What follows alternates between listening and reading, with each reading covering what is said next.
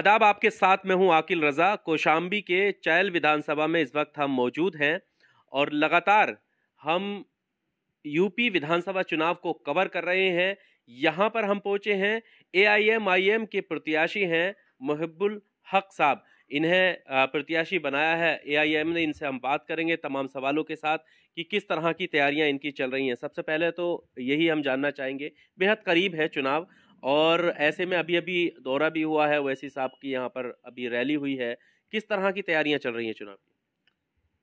आकिल रज़ा साहब, सबसे पहले तो हम आपके शुक्रगुजार हैं क्योंकि आप कवरेज ले रहे हैं और तमाम मीडिया वाले कवरेज ले रहे हैं इस बात का कि एआईएमआईएम यहाँ पे कैसी तैयारी पे है। तो एआईएमआईएम मजलिस इत्तेहादुल मुस्लिमीन बहुत अच्छी तैयारी पे है और हमारे राष्ट्रीय अध्यक्ष जनाब बैरिस्टर असदुद्दीन ओवैसी साहब अभी कल की डेट में आए यहाँ। उन्होंने अपनी भाषण में शोषित वंचित समाज के बारे में बताया और तमाम बातों को बताया। 253 चाइल विधानसभा में हम बहुत मजबूत हैं, सारी पार्टियों से मजबूत हैं। हमारी सीधी टक्कर अगर किसी से है तो वो बीजेपी से है। बीजेपी से सीधी टक्कर है। बीजेपी समर्पित वो बहुजन वो अपना दल की जो है, अपना दल के कैंडिडेट हैं, उनसे हमारी टक्कर है। समाजवादी बहुत पीछे हो चुकी है और बहुजन समाज पार्टी के जो यहाँ पे कैंडिडेट हैं वो अतुल द्विवेदी जी, उनको एससी वोट नहीं कर रहा है और एससी समाज बहुत ही दुखी है क्योंकि चाइल विधानसभा में सबसे ज़्यादा वोटर एससी समाज के हैं।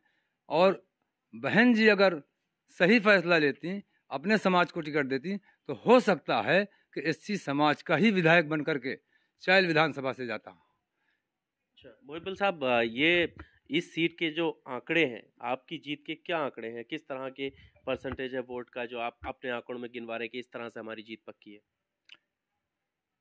70,000 लमसम माइनॉरिटी के मुस्लिम समाज के वोटर हैं। ये पढ़ने वाली वोटों में कहीं 70, कहीं 75, कहीं 80% एआईएमआईएम मजलिस इत्तेहादुल मुस्लिमीन को पूरी तौर से सपोर्ट कर रहे हैं। हमारा जमुना के किनारे से लेकर के और गंगा के किनारे तक हर ग्राम सभा का दौरा हुआ। वहाँ माइनॉरिटी के वोटरों ने खुल करके सपोर्ट किया, महिलाओं ने निकल करके स्वागत किया, सर पे हाथ फेरा, दुआएं दी। तो इससे हमें लग रहा है। और उसके बाद एससी समाज के वोटरों में सबसे ज़्यादा पासी समाज के वोटर वो हमारे साथ आ चुके हैं।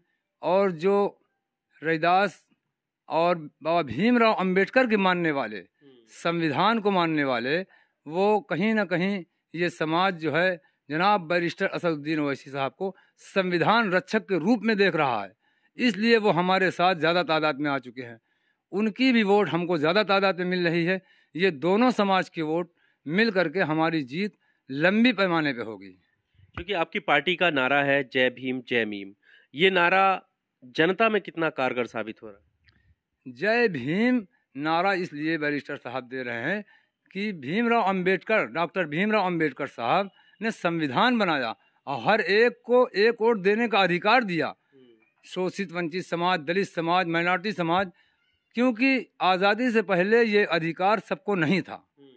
तो बैरिस्टर साहब ने जो जय भीम का नारा दिया है, बाबा भीमराव अंबेडकर के संविधान को मानते हुए दिया है।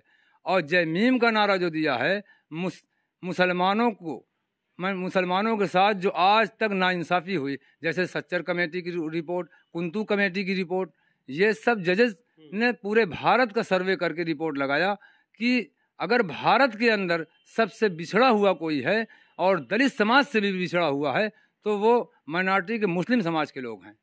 इसलिए जनाब बैरिस्टर असदुद्दीन ओवैसी साहब ने इस नारे को दिया, जय भीम जय मीम। अभी जब चुनाव हो रहे हैं, ऐसे में ये कहा जा रहा है कि ये वक्त जो है वो भाजपा को हराने का है। बहुत सारे मुस्लिम जो सपा के कार्यकर्ता हैं वो इस बात को कहते हुए नजर आते हैं कि वैसे साहब बोलते अच्छा हैं, उनकी पार्टी अच्छी है, लेकिन आगे मौका देंगे। ऐसे माहौल में आप जब जनता के बीच जाते हैं तो क्या संदेश लेके जाते हैं? उन लोगों के पास आपका क्या जवाब होता है, क्या बोलते हैं उनको? हमसे बराबर टकराव होता है उनका। और ख़ासकर माइनॉरिटी के मुस्लिम समाज के कुछ पूंजीपति टाइप के लोग, बिजनेसमैन टाइप के लोग जो कहीं ना कहीं ज़मीन के कारोबार से जुड़े हुए हैं, जो समाजवादी के कार्यकाल में अच्छे बुरे हर काम को किए हुए हैं, कोई ठेकेदारी से जुड़ा हुआ है, कोई अदर बिजनेस से जुड़ा हुआ है, तो इन लोगों की सोच है कि समाजवादी की सरकार हो सकता है बन जाए तो फिर हमें लूटने का मौका मिल जाए। तो वही लोग आवाज़ उठाते हैं बीजेपी की बी टीम। और जो बैकवर्ड या और अदर क्लास के लोग, हमारे नॉन मुस्लिम भाई जो हैं, वो आवाज़ अगर ये उठा रहे हैं तो वो बिल्कुल सरासर गलत उठा रहे हैं। क्योंकि आप 14 में देख लीजिए, माइनॉरिटी ने वोट नहीं किया, माइनॉरिटी सत्ता में बीजेपी को नहीं लाई। हमारा मुस्लिम समाज का वोट 2-3-4% कह लीजिए, चाहे कहीं लालचवश कह लीजिए और चाहे कहीं दबाव में कह लीजिए, ये वोट गई। बाकी की वोट जो है समाजवादी या बहुजन समाज को गई, कहीं कुछ परसेंटेज में कांग्रेस को गई। तो ये तो वोट बांटने का मुसलमानों का खुद काम करते हैं कि वो मुस्लिम समाज की वोट बटे दिमाग डाइवर्ट करते हैं। लेकिन हमारी वोट ज़्यादा एक तरफा जाती है, चाहे समाजवादी में चली जाए और चाहे बहुजन समाज में चली जाए। 2007 में हम मुसलमानों की वोट ज़्यादा तादाद में बहुजन समाज को गई तो उनकी सरकार बनी, और बहन जी संभाल नहीं पाई। जिस निगाह से माइनॉरिटी के लोग देख रहे थे बहन जी को, वो कर नहीं पाई मुस्लिम समाज के लिए। तो 2012 में माननीय मुलायम सिंह के जुमलों के साथ चली गई। जैसे उन्होंने 18% का आरक्षण का ऐलान किया, बेगुनाहों को जेलों से छोड़ा जाएगा और युवाओं को रोजगार दिया जाएगा, महिलाओं को रोजगार दिया जाएगा, घर बैठे रोजगार दिया जाएगा। तमाम वादों को वो उन्होंने किया और ये सिर्फ जुमले में रह गए। और मिला क्या? 2012 से 17 तक झगड़ा, फसाद, दंगा, यही मिला। गुंडागर्दी मिली हर ग्राम सभा में, चाहे वहाँ बैकवर्ड क्लास के यादव समाज के लोग रहे, उन्होंने गुंडागर्दी की, या समाजवादी पार्टी के मुस्लिम समाज के लोग भी जो समाजवादी से जुड़े हुए थे, उनकी भी गुंडागर्दी चली। ये देखने को बराबर मिला आवाम को, जनता को। अच्छा, आपका ये क्षेत्र, क्योंकि आपकी पार्टी में अब शामिल भी हैं अतीक अहमद साहब, उनका जिक्र भी आता है, तो उनके इस राजनीति की वजह से आपको लगता है कि आपकी विधानसभा में फ़ायदा होने वाला है? बिल्कुल बेशक फ़ायदा होगा, इसमें कोई शक नहीं है। क्योंकि सांसद जी भी इस पार्टी में जुड़े हुए हैं और 5 बार के वो विधायक रह चुके हैं। एक बार फूलपुर से लोकसभा से भी पहुँचे हैं वो पार्लियामेंट। तो उसका फ़ायदा तो तकरीबन आसपास की हर सीटों पे मिलना तय है, इसमें कोई शक नहीं है।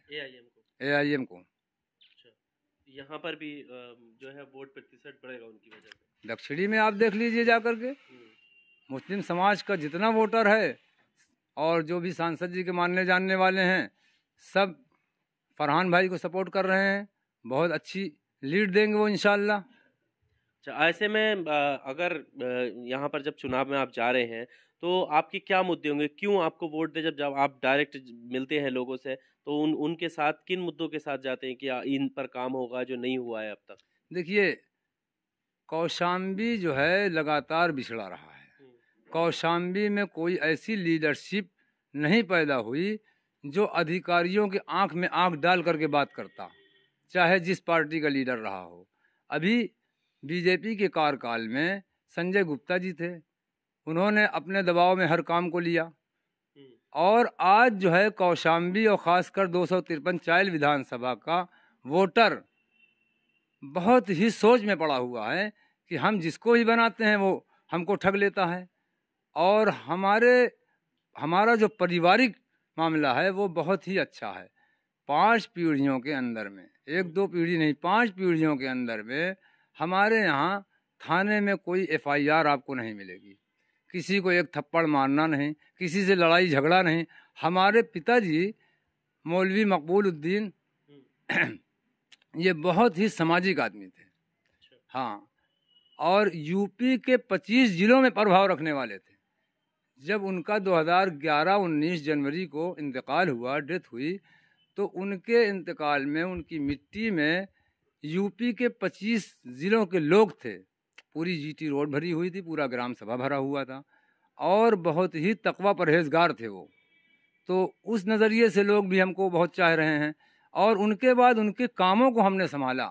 जैसे बच्चियों का मदरसा चलाते हैं तो उसमें हम पूरी तरीके से कुछ भी नहीं लेते, हमारे घर ही के लोग उनमें उसकी तनख्वाह देते हैं। बच्चियों की किताब, कॉपी, ड्रेस, और बड़ी बच्चियां हो जाती हैं तो उनको नकाब, उनको कन्वेंट से आने जाने का जो गार्जियन बिल्कुल अफोर्ड नहीं कर पाते उनको पूरा कन्वेंस देते हैं, जो गार्जियन कुछ अफोर्ड करते हैं तो उनसे 200 ले लेते हैं कन्वेंस में, बाकी की कोई फीस नहीं लेते।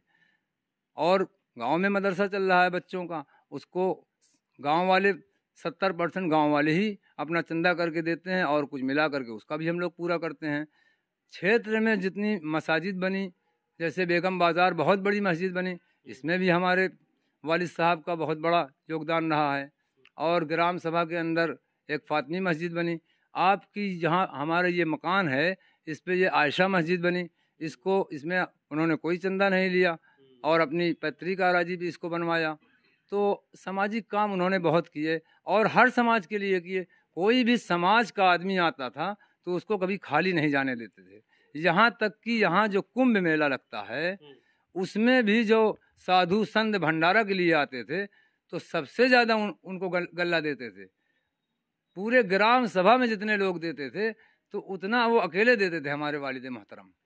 कुंभ मेले में जो साधु वगैरह आते थे उनके लिए उनको खिलाने पिलाने के लिए। तो उनकी छवि काफ़ी बेहतर है। उससे फिर आप सर्वे कर लीजिए, इलाहाबाद, कौशाम्बी, फतेहपुर, प्रतापगढ़, जौनपुर, आजमगढ़, यहाँ से नहीं बल्कि आप जो है पश्चिमी उत्तर प्रदेश जो है सहारनपुर से शुरू कर दीजिए, आपको पता चल जाएगा कि मौलवी मकबूल उद्दीन क्या थे, क्या शख्सियत थी उनकी। परहेजगारी का ये आलम था कि वो इस्तिंजे का ढेला भी दूसरे के खेत से नहीं लेते थे। काफ़ी कुछ बेहतर सुना उनके बारे में। तो अभी चुनाव पर हम बात कर रहे थे, फिर से चुनाव पर लौटते हैं। अगर ऐसे में, क्योंकि वालिद साहब आपके काफ़ी सामाजिक व्यक्ति रहे हैं, अगर आपको जनता चुनती है, विधायक बनाकर भेजती है, काफ़ी उम्मीदें होंगी जनता की आपसे, किन मुद्दों पर आप काम करेंगे? सबसे पहले तो हमने सोच रखा है, जीत हार अलग की बात है। सबसे पहले हम एक पैथोलॉजी सेंटर डालेंगे, क्योंकि कोरोना टाइम में हमने देखा लोग इस कदर परेशान हुए, जांच के लिए परेशान हुए, ऑक्सीजन के लिए परेशान हुए। और ऑक्सीजन के 5 सिलेंडर हम लोगों ने 4-5 लोगों ने मिल कर के मंगवाया भी, लेकिन क्या हुआ कि उसको भी जब्त कर लिया गया, जबकि अपने लिए नहीं मंगवाया गया था, समाज सेवा के लिए। रोज़ लोग फ़ोन करते थे ऑक्सीजन की कमी है, ऑक्सीजन की कमी है। तो जहाँ तक हो सकता था AIMIM की तरफ से, क्योंकि मैं मंडल अध्यक्ष भी हूँ इसी पार्टी का, मंडल में हमारे फतेहपुर, कौशाम्बी, प्रयागराज, इलाहाबाद, फतेहपुर 4 ज़िला आता है। तो जहाँ से भी फ़ोन आता था आसपास से, वहाँ हम कोशिश करते थे, क्योंकि इंसानियत से बढ़ कर के कोई धर्म नहीं है। आया है, कुरान कहता है, औज़ु बिल्लाहि मिनश शैतानिर रजीम, बिस्मिल्लाहिर रहमानिर रहीम, उलाइका कल अनआम। इंसान इंसानियत से हटता है तो जानवर हो जाता है, बल हुम अवल, जानवर नहीं जानवर से बदतर हो जाता है। तो इंसानियत का सबसे बड़ा पैगाम है, हर धर्म से हट करके इंसानियत है।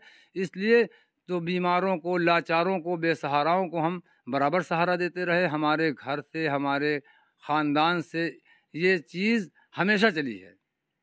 तो हम सबसे पहले पैथोलॉजी सेंटर, फिर उसके बाद हम जो है एक अच्छा स्कूल डालेंगे और उसमें हर समाज के, हर धर्म के बच्चों को पढ़ाने की कोशिश करेंगे। जूनियर के बाद देखेंगे, अगर बच्चा टेस्ट लेंगे कि बच्चा पढ़ने में अच्छा है और उसके गार्जियन अफोर्ड नहीं कर पा रहे हैं, तो उनको हम अपने ही सोसाइटी से आगे पढ़ाने की कोशिश करेंगे। चाहे वो डॉक्टर बनना चाहे, चाहे इंजीनियर बनना चाहे, चाहे प्रोफेसर बनना चाहे, चाहे लॉयर बनना चाहे, जिस लाइन में बच्चा चलने लायक होगा। क्योंकि ये मेरे वालिद मोहतरम की सोच थी। उन्होंने अपने टाइम में 2-3 मुलाकात अतीक अहमद साहब से भी इस मसले पे की थी। और हमारे एक फुफीज़ाद भाई रहते हैं अमेरिका में, डॉक्टर सुहेल, वो वर्ल्ड फेम के डॉक्टर हैं, उनसे भी इस पे बात हुई, लेकिन ज़िंदगी वफ़ा नहीं कर सकी, उससे पहले दुनिया से रुखसत हो गए। तो उस सोच को इंशाअल्लाह हम पूरा ज़रूर करेंगे। और फिर विकास का काम है, बेरोज़गारी जो है इसको भी अपने विधानसभा नहीं बल्कि पूरे कौशाम्बी से ख़त्म करने की कोशिश करेंगे। हमारे युवा लोग दूसरे स्टेट में जाते हैं, रोज़गार नहीं पा रहे हैं, फैक्ट्रियाँ बंद हो गई हैं और बेरोज़गारी का तो आलम आप पूछिए ना। हमारी महिलाएं घर बैठ कर के कुछ काम पा जाती थी, वो भी ख़त्म है। तो सबसे ज़्यादा तो हम उस पर गौर व फिक्र करेंगे कि महिलाओं को घर बैठे काम मिल जाए।